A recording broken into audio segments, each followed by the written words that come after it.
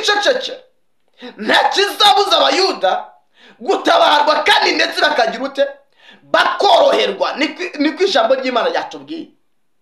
Imana ishimwe cyane. Ibibazo birahari, intambara zirahari, ibitugoye birahari, n'abanzi bacu barahari.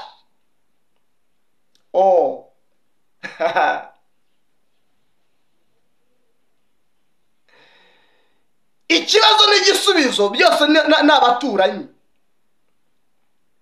Umuntu aturana n'uburwayi ariko atazi neza ko hafi y'uburwayi hari muganga ugomba kumuvura iyo ndwara. Bartimayo amaze gukura yaragiye yicara ku nzira arasabiriza, ariko umugisha yagize wo kwicara ku nzira byatumye Yesu ahanyura yumva inkuru za Yesu nubwo atarebaga ariko yarumvaga.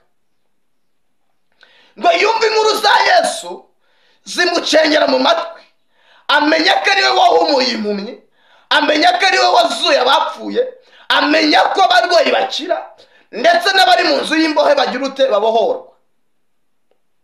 Ahera ko arataka aravuga ngo Yesu mwana wa Dawidi ntabara. Ngo atake cyane, ijwi rye rinyura mu yandi majwi y'urusaku rw'abantu benshi, rigenda rigera ku mwami Yesu wari ugenda. Ngo Yesu yumva iri jwi, ngo ahera ko arahagarara. Imana ishimwe cyane. Icyama Imana ikumva gusenga kwawe, hanyuma igahagarara igategera ugutwi kwinginga kwawe, hanyuma igahagarara ikagutabara ikakugira neza. Ngo Yesu amare kumva ijwi rya Bartimayo, ahera ko arahagarara arababwira ngo nimumunzanire. Desi efo de chandolero.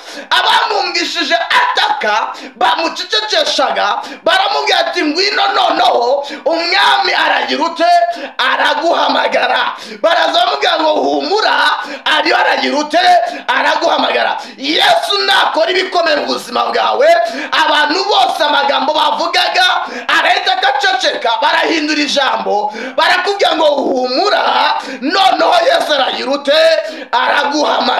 Raboko sta chandolero. Baraza baramufata bamujyana aho Yesu aramubaza ngo urashaka ko nakugira ute?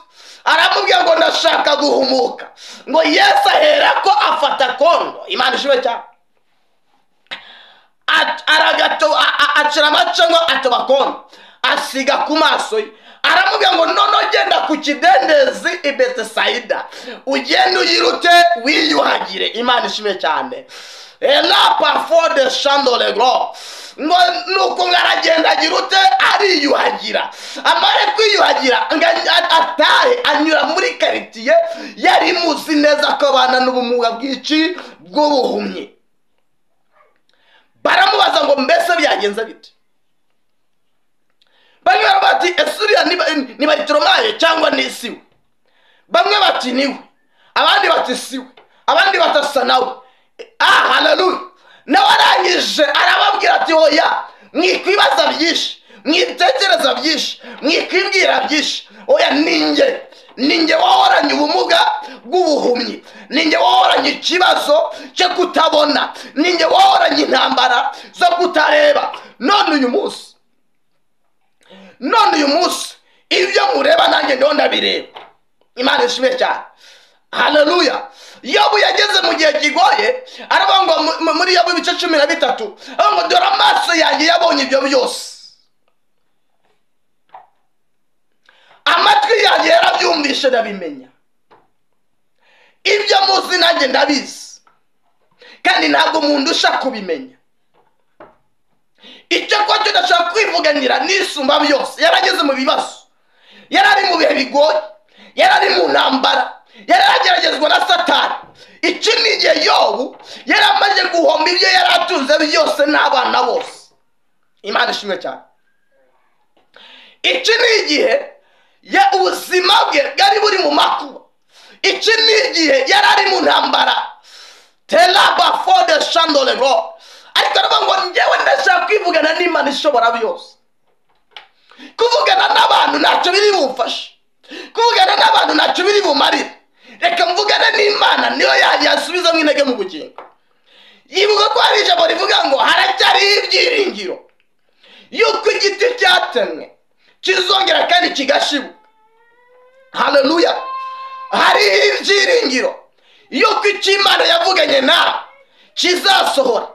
Nta kabuza ubu nonaha urabona intambara, urabona urabona uburwayi, urabona ibihe bikomeye, urabona ibihe bitakoroheye, ariko ndagira nkubwire ngo humura, komera, shikama, tuza umutima. Ibyo utabona Uwiteka ari kubikurebera. Haleluya. Ibyo amatwi y'abatumva, amatwi y'Imana arabyumva. Ibyo byakurenze hari Uwiteka ugiye kubibwira ngo nibiceceke. Imana ishimwe cyane. Hanyuma tugaruke kuri Bartimayo. Aravuga ati ni ukuri nahumutse, kandi hari umuntu umwe wabikoze. Uwo ni Yesu Kristo w'i Nazareti. Imana ishimwe cyane.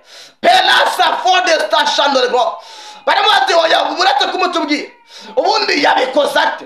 Aravuga ati ni ukuri yakoze ibyo abandi baganga batigeze bakora, yakoze ibyo abana b'abantu batibwiraga.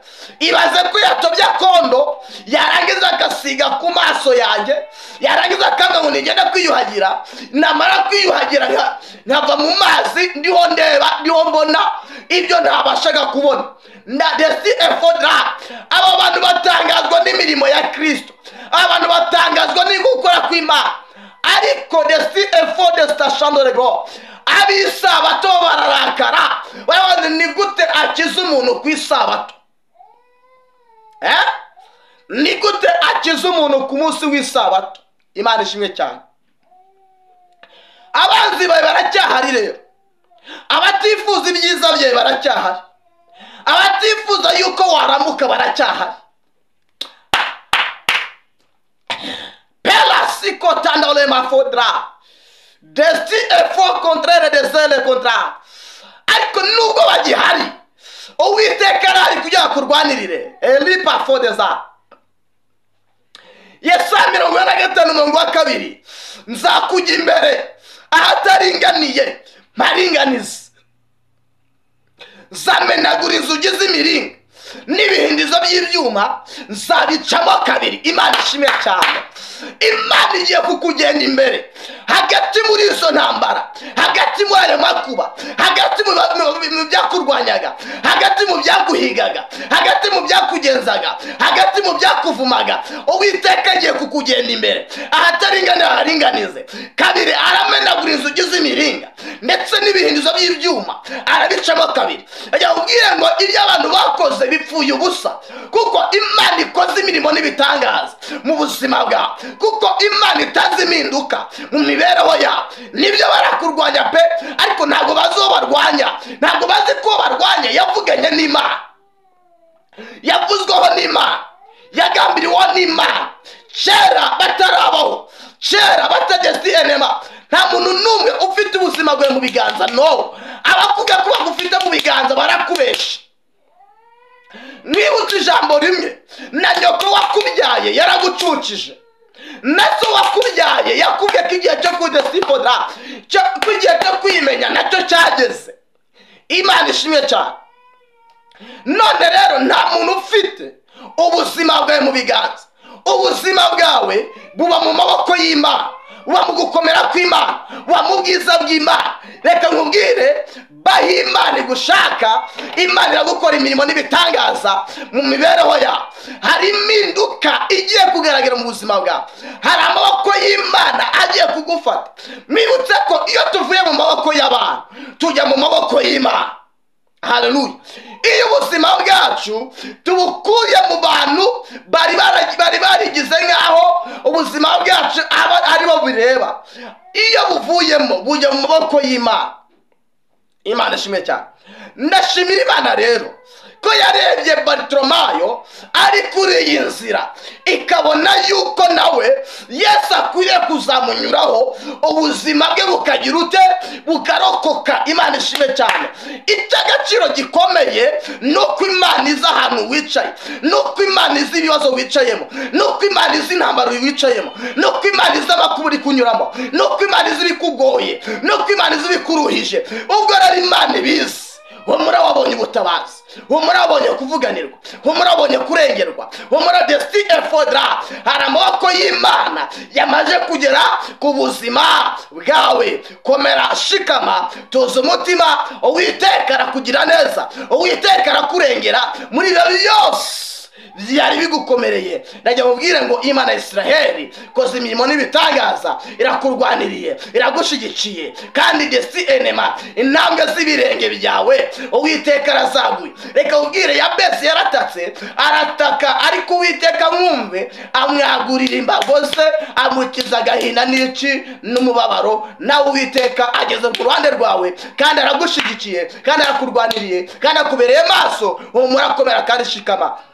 Data, mu izina rya Yesu, uri Imana yo kwizerwa no kwiringirwa, uri Imana ikomeye, uri Imana igira neza. Uwiteka yegura ku ngoma.